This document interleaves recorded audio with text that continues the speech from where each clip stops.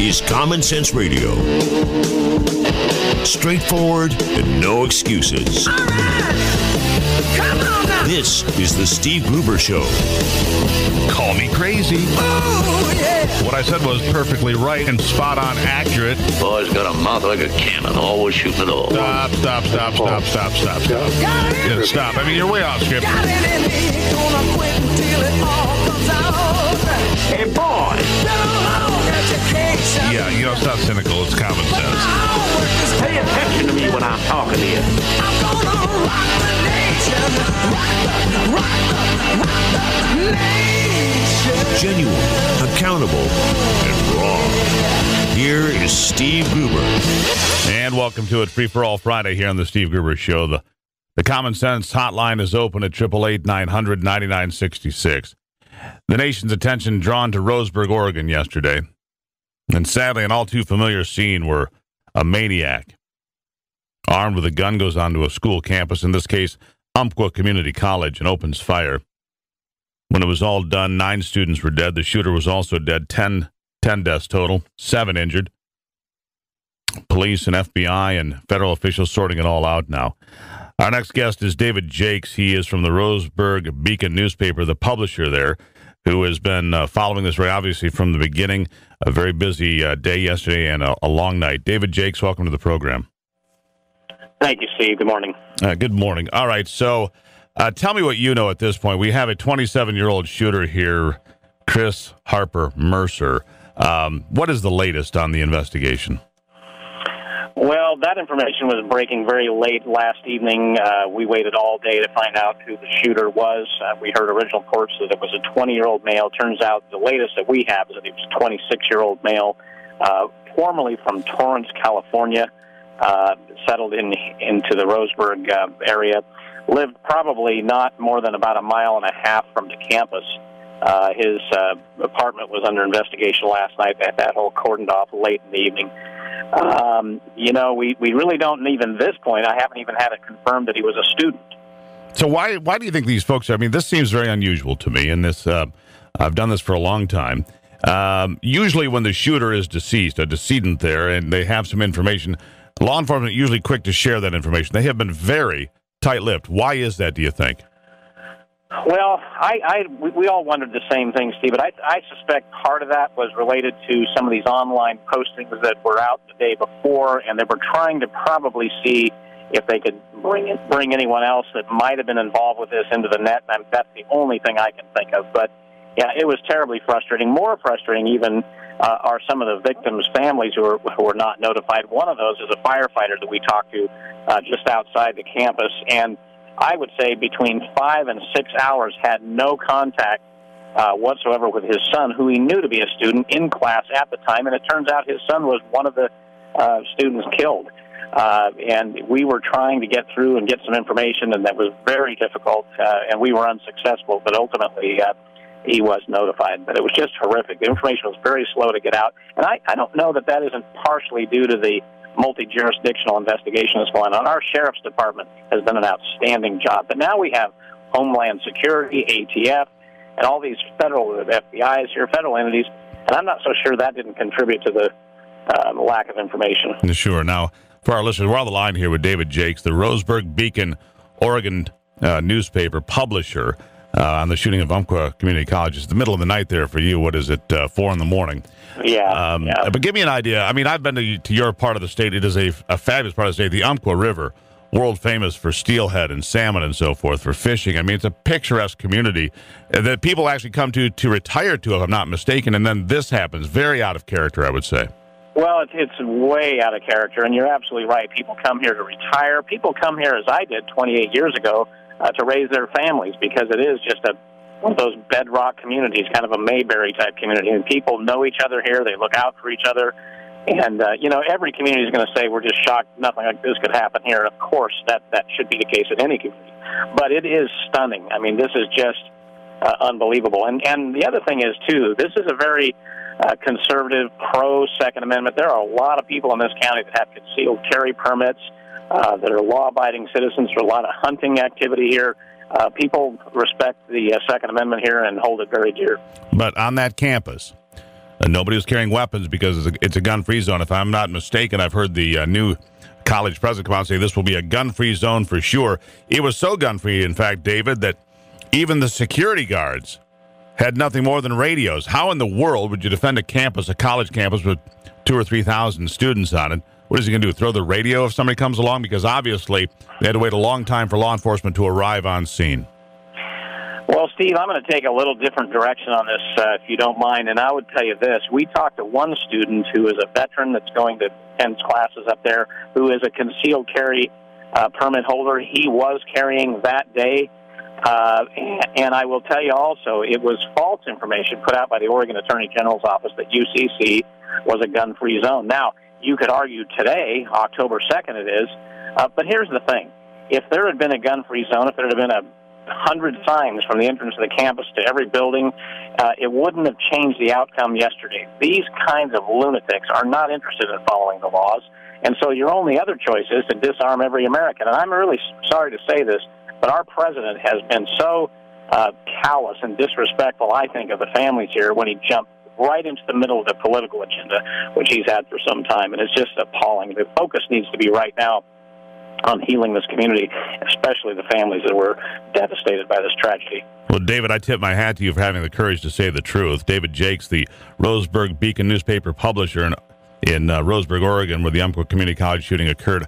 I tip my hat for you to have the courage to call politics for politics, because you're exactly right. There is no law short of outright confiscation of all Americans' firearms that would have prevented what happened yesterday. The only way you would prevent that is to have outright confiscation of all privately owned firearms in America, and anything short of that, you can call it common sense, you can call it whatever you want, that these people like Bernie Sanders and Barack Obama want to confiscate guns. That's really what it comes down to, and I don't think that does a service to the families in Roseburg, Oregon, not today.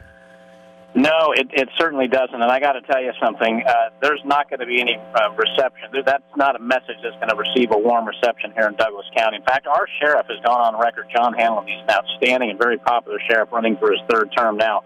But he has said flat out, and he just sent a letter, I believe, the day before this event to Vice President Biden saying, if you send any federal mandates down to our state or our county that are extra constitutional or unconstitutional, if you will, they aren't going to be enforced in Douglas County. And that's the kind of sheriff, where law enforcement is the most effective at the local level and with the sheriff, elected sheriff. And so we're very proud of our sheriff here, and he's basically made it clear. You put extra constitutional or unconstitutional mandates on us, they're not going to be enforced. Yeah, but your governor might look at the same sort of an approach. I mean, you may be a very conservative part of Oregon, but Oregon, by and large, is a very left-of-center place, as you know. I'll give you 20 seconds for the last word, David.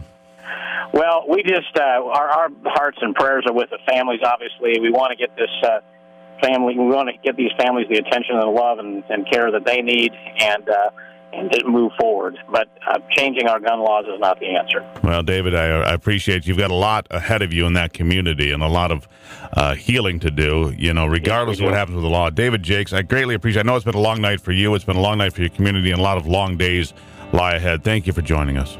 Thanks for having us on. David Jakes, everybody, the Roseburg Beacon newspaper publisher there in Roseburg, Oregon, where that deadly college shooting took place yesterday, Umpqua Community College. You're listening to The Steve Gruber Show.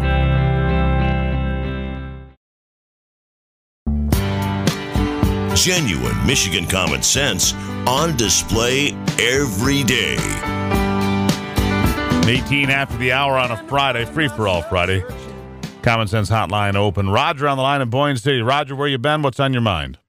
How you been? Well. I've been fine. I've been right here at home. Listening to this thing unfold yesterday and having somebody live there in that area talking about the computer contacts this guy was getting encouragement to do this act. And they were telling him, you will be famous.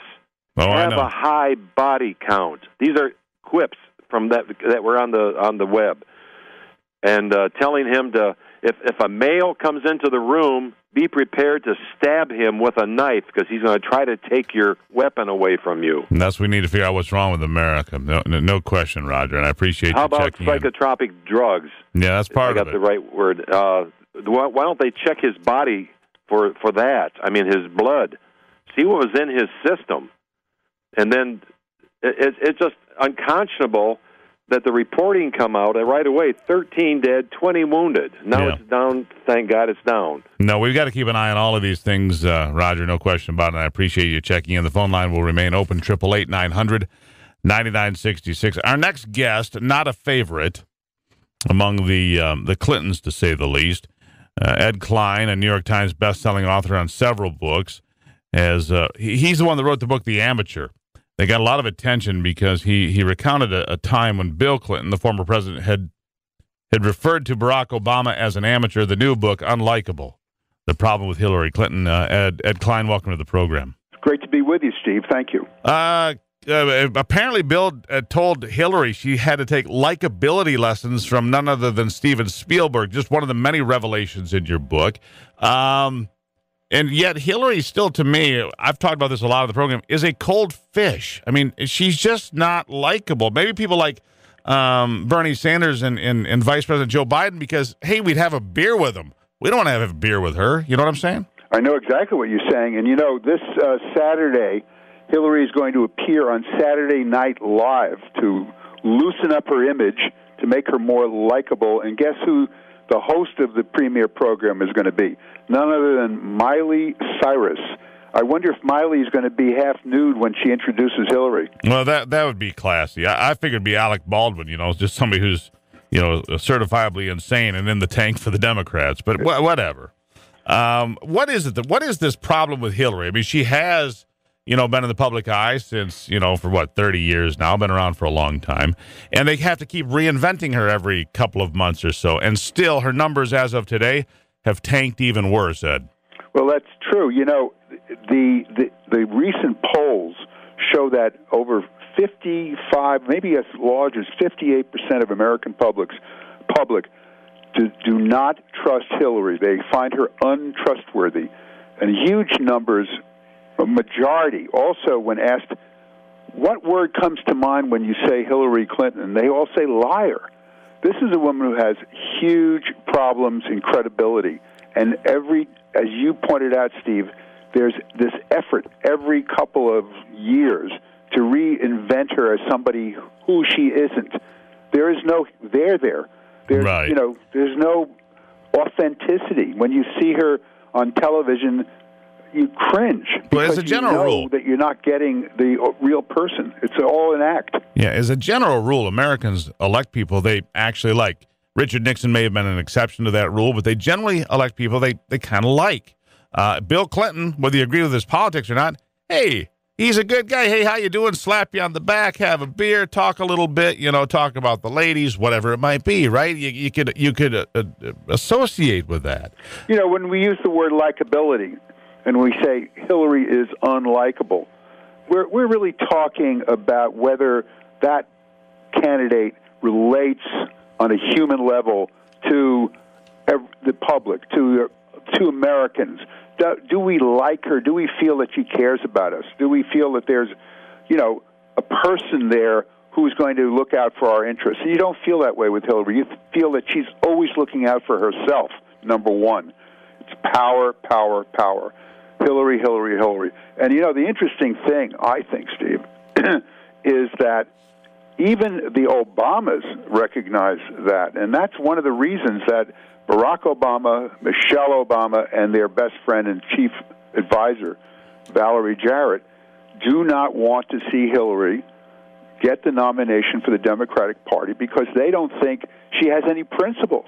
They don't think she's going to carry out Obama's left-wing vision of America, that she'll do whatever it takes to get continued in power. I think that they're right about it. And I think that the key problem for Hillary you just identified is Valerie Jarrett, not the president himself. Valerie Jarrett doesn't like Hillary, and that does not bode well for her. I have said for a very long time I did not believe that Hillary Clinton would get the nomination, and if she did, she would not become president of the United States. And people have mocked me in my blogs and my writings and said, you don't know what you're talking about. And every day that passes, I say, you know what? I'm a little bit closer to being right, aren't I? Steve, you could not be more right. I mean, you are absolutely right. And it's not just your opinion. It's based on the trends, the absolute reporting of what's going on. You're right about Valerie Jarrett, by the way. I learned from one of my sources who spoke with Valerie that in the evenings, she and Michelle Obama often break out a bottle of Chardonnay in the family quarters of the White House. Barack Obama goes off and watches ESPN and, some ball game. And they sit there and they talk about politics and about personnel and about everything that goes on in the White House. The two women. Right. And not very frequent, I shouldn't say that.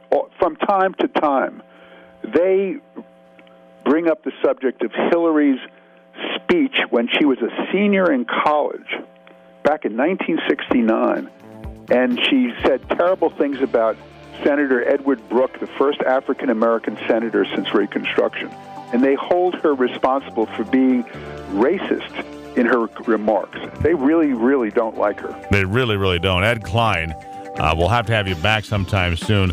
Great book. It's called Unlikable, The Problem with Hillary. Ed Klein, New York Times best-selling author. Have a great weekend, my friend. Thanks, Steve.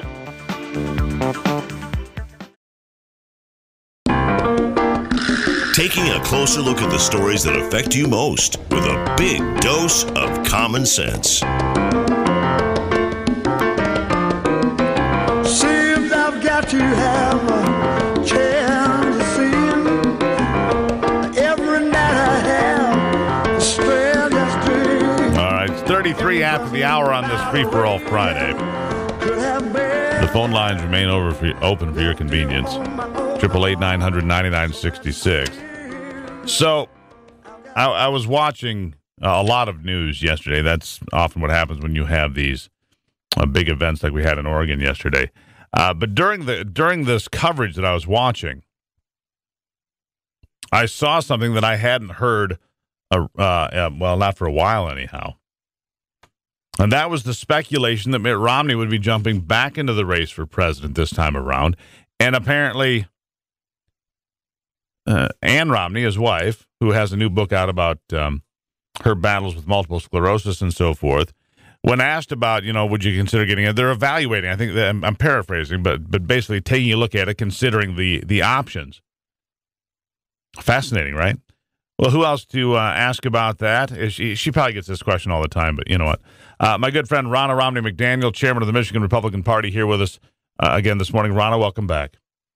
Good morning. Great to be here. All right. So, again, I hear Mitt's name out there, and Ann did absolutely nothing to quell the rumor. In fact, she might have thrown gas on the fire. I must have missed that. I was on the road all day yesterday, so I'm going to have to go. Yeah, she said it to. She made that comment to Brian Kilmeade during the morning show on Fox News yesterday, and she was on there talking about her book, and they said, well, evaluating or considering, I don't have the word in front of me, but I'm, right along those lines, she certainly didn't say, no, of course we wouldn't do that now. And I guess the premise would be that I told you so, which Mitt Romney could do a very good job of right now. Say, I told you that Russia was our number one, problem, that the economy wasn't going to heal properly, that we had these other challenges, and he was mocked. That 2012 debate where he was absolutely outright mocked by Barack Obama. The 1980s called, and they want their foreign policy back. I mean, for Mitt Romney, he was right about pretty much everything he said. Well, I agree. He was mocked for saying that Russia was our biggest geopolitical foe, and he was also mocked when he did a press conference on Benghazi and called it a terrorist attack within hours of the attack, and that is when the storyline of the video came out and persisted, because heaven forbid we admit it's a terrorist attack and give Mitt Romney credence. However, I will maintain that I do not believe Mitt is running for president. Every conversation I've had with him is no. He's laid low. He hasn't been around. He didn't come to Mackinac for that specific reason, because he wants to not take away time from our candidates and our great field of candidates. And I know he's very happy with the field we have. Maybe we're asking the wrong person, Ronna. Maybe we should ask Ann Romney what she has to say about it at this point. I just Seems like she would be a way better source. I will say she's definitely a big more involved in the inner circle than I am. Well, sure, certainly. Anyhow, and I met. I didn't mean to ask him. I said ask his wife because she usually has a better idea of what he's doing anyway. Let's be honest, women run the planet, and the sooner we realize that, the better off we will all be, gentlemen. Just a little inside baseball for everybody there.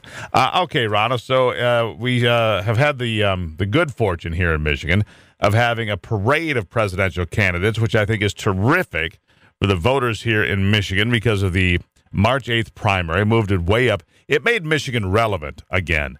And I think that has been such a benefit for all of us to see and hear and listen to the ideas being put forth by the Republican field. I mean, I'm going to guess you agree with that. I do agree. I think not only does it help us to make a better, more informed decision on March 8th as to who our nominee should be in Michigan, because we're going to have opportunities to meet these candidates, spend time with them in a more personal setting than you ever will again. So if you have a candidate you're interested in, go find them now, because it's so wonderful to get up close and personal and ask them questions. And they're very different in person than what you see on TV. However, the other benefit is they're building a ground game in Michigan for a general, because by the time they've been here and multiple times by March 8th, they'll get to know citizens around the state. They'll have been in Michigan. They'll be known quantities, and they'll be ready to go in the general. Hillary Clinton has not been in Michigan in almost a year for any grassroots event. She has only come for fundraisers, and now she can't even be bothered to come for a fundraiser, so she's sending her husband. Even more shocking. So they're taking Michigan for granted. Again, the Democrats take Michigan for granted, and the Republicans are putting in the sweat equity to earn the votes of people in our state. Yeah, even more shocking to me is that she has declined specifically to be on this program. Yeah, and I am stunned by that.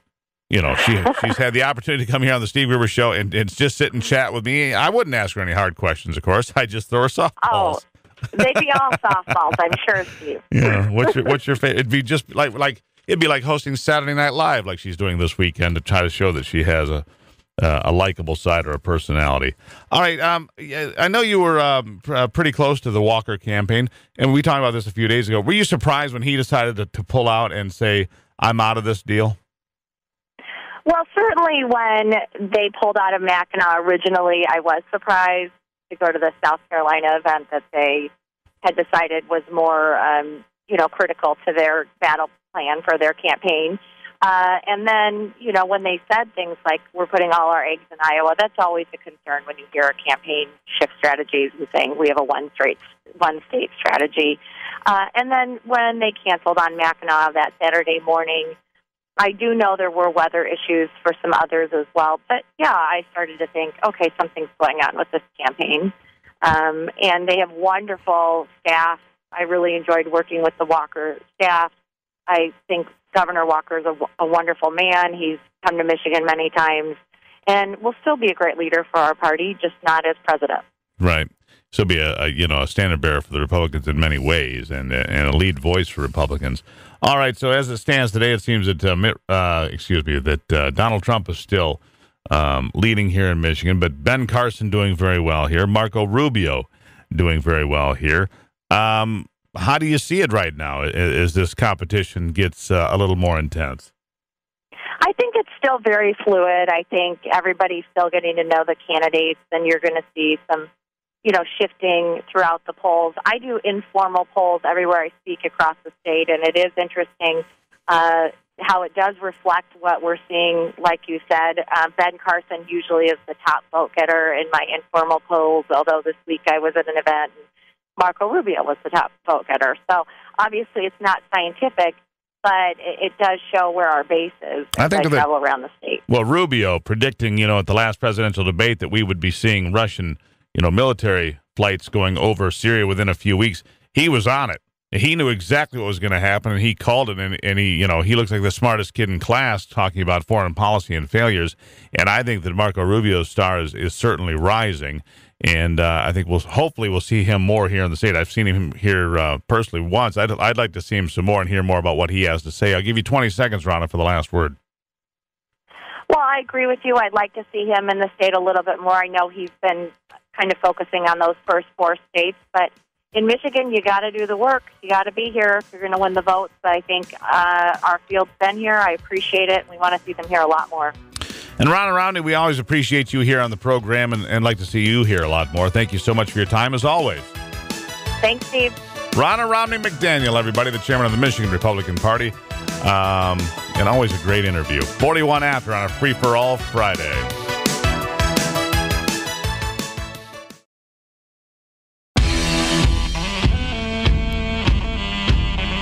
Keeping you in touch with Michigan and the world. All right, welcome to it, my friends. 45 after the hour. We have to take a break. We have to get away from some of the heavy lifting and just have some fun with football. I mean, after all, it's football season. College football, the greatest game ever invented, as far as I'm concerned. The Michigan State Spartans occupying territory in the AP Top 25 poll. They haven't occupied, well, frankly, in my lifetime, sitting at number 2. And Mark D'Antonio's done a great job. Purdue, homecoming this weekend.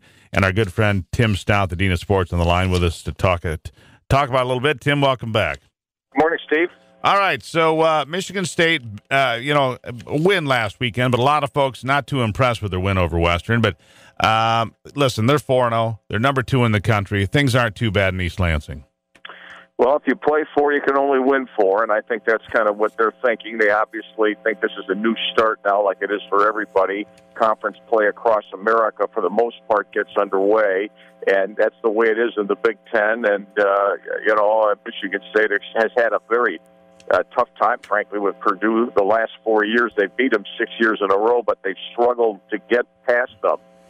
With, frankly, weaker teams, in my opinion, than what Purdue has had, even though Purdue's got a 1-3 record. At 2 plays, 3 plays, they could be 3-1, and they've given Michigan State a tough time. I think State respects that. Michigan State's got some banged-up players. I think they hope they can go do without tomorrow and get past this game and move on to Rutgers, and hope they can get through that exactly the same way. And then that sets up the big early season or mid-season showdown, if you will, with Michigan on October 17th. Hey, well, okay, so let's talk about that a little bit. I mean, coming into the season, yeah, Harbaugh had been hired, but not a lot of folks took too seriously the Michigan's chance of going toe-to-toe with the Spartans. I still don't know if Michigan has a chance to beat the Spartans, but I think the people, after the big shellacking they gave to Brigham Young, that the Wolverines put on Brigham Young last weekend, people stopped and said, no, wait a second. Michigan is actually back in the polls, ranked 22nd. Harbaugh's, if he doesn't have the players, at least the attitude is different in Ann Arbor. I think that's safe to say. Well, I'm different from everybody else. I thought when they did hire him, he would walk into a team that was far more stocked with talent, separate from quarterback, than what people gave credit for. If you didn't like Brady Hoke, you had to like the fact that you're a Michigan fan that every recruiting class he ever had was prominently ranked, just as it was with Rich Rodriguez. And in Brady Hoke's first year, Michigan went 11-2. And won a BCS bowl game in the Sugar Bowl. Everybody thought, oh, my, it's Brady Hoke, he's the guy. Well, he inherited a team of good players, and I think I thought at the time Harbaugh did too, if he could find a quarterback. So he gets a transfer in for 1 year, who's a senior, who seems to be getting better. So I'm not at all. The Michigan hadn't done anything that surprised me. I thought Michigan would be very competitive. I thought they had enough players that with a different atmosphere, a different attitude, new coaches, assistant coaches, and all that. That Michigan would have a chance to run. Now, I'm not sure Michigan's best game might not have been the opener, and that's the one they lost to Utah, because I'm not sure Utah isn't the best team in the country right now. So, if Michigan can keep improving and play well at Maryland tomorrow and come home and beat Northwestern, who probably is going to or could be undefeated, that would set up quite a game. One way or the other, it's going to be quite a game with Michigan State. I don't know who's going to win it, but the game's in Ann Arbor, and I think that's going to be a significant help for Michigan this year, unlike the last two. I guess I was surprised watching the last Michigan game when they got way out ahead, and the second quarterback came trotting in, and it wasn't Shane Morris, it was Spate. Did that surprise you at all? No, I think Morris at the end of the year is going to have to decide, what he wants to do relative to finishing up his career at Michigan, because they have 2 good recruits that are coming in.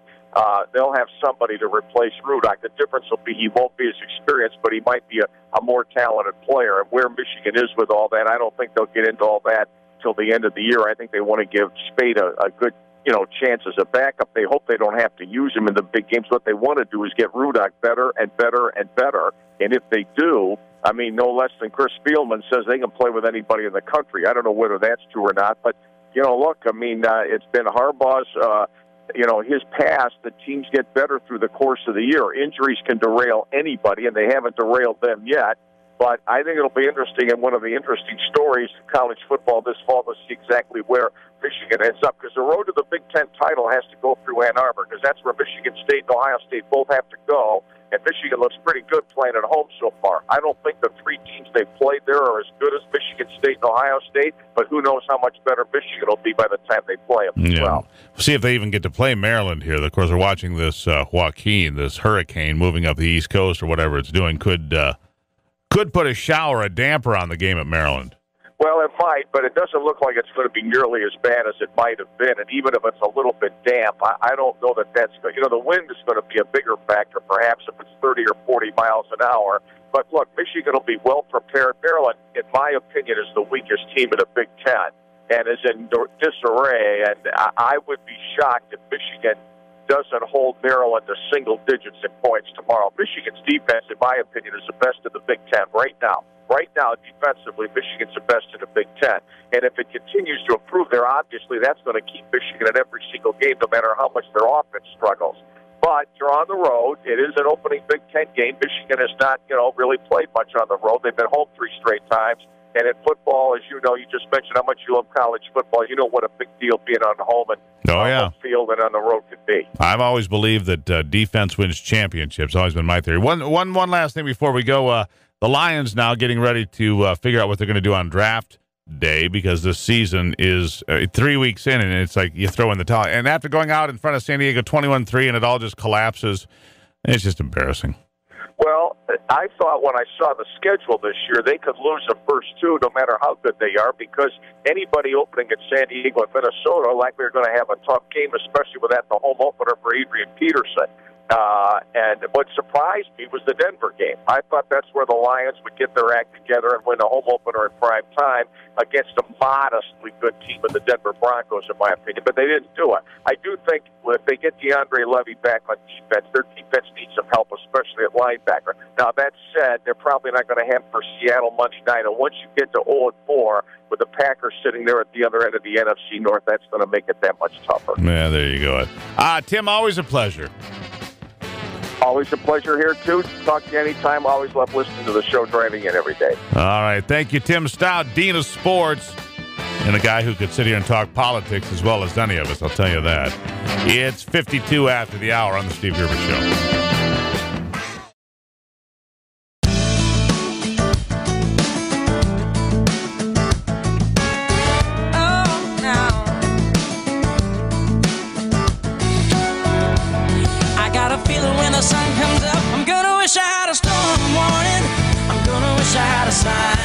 It's 55 after, and heading out to the door. Hurricane Joaquin might be a no-show this weekend now. We're not sure. It's a Category 4. It is pounding the Bahamas. It is. It's just down there, pulverized the Bahamas. But despite all that, heavy rains could come. We're talking rains that could reach 20 inches inland in North and South Carolina and that part of the eastern seaboard. We're talking about, almost unprecedented historical rains in some areas. Could be historic flooding, according to meteorologists from all over. Charleston, South Carolina will be especially hard hit, but heavy rain will penetrate all the way inland to Columbia, more than 100 miles away. Governor Nikki Haley already declaring a state of emergency, as have governors in Virginia.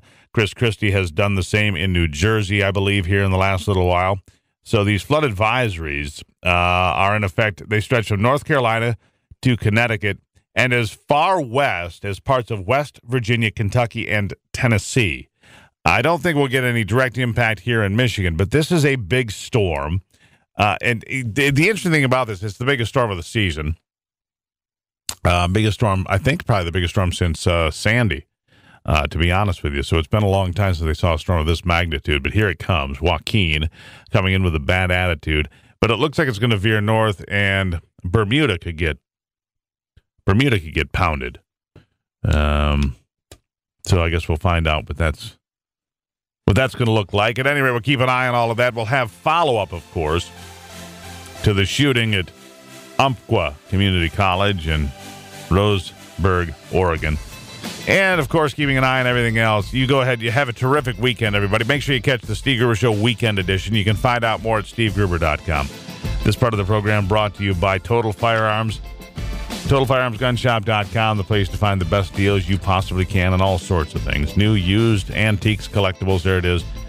TotalFirearmsGunShop.com. Have a great weekend, everybody. For all of us here at the Steve Gruber Show, thank you for listening. We'll talk soon.